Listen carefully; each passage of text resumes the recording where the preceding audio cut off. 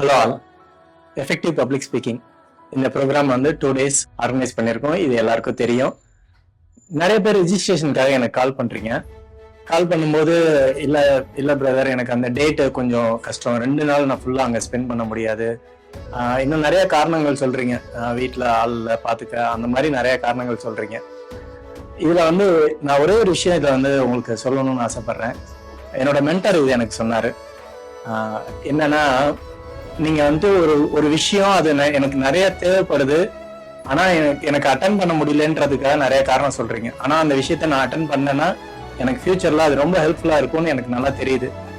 அப்படி இருக்கல என்னோட காரணங்கள்லாம் ஒரு லிஸ்ட் எடுக்க சொன்னார். வர முடியாதுன்னு சொல்றதுக்கான காரணங்களை ஒரு லிஸ்ட் எடுக்க சொன்னாரு.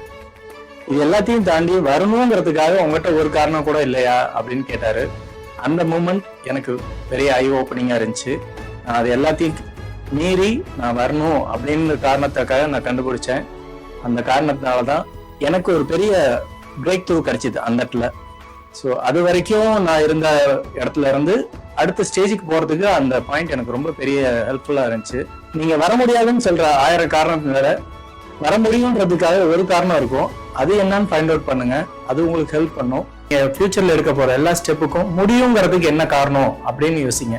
முடியாதுன்றது முடியாது, எப்பயுமே முடியாது. ஆனா முடியும், எனக்கு அது வேணும் அப்படிங்கிறத நான் தான் முடிவு பண்ணணும், நீங்க தான் முடிவு பண்ணணும். See you all on 28th February.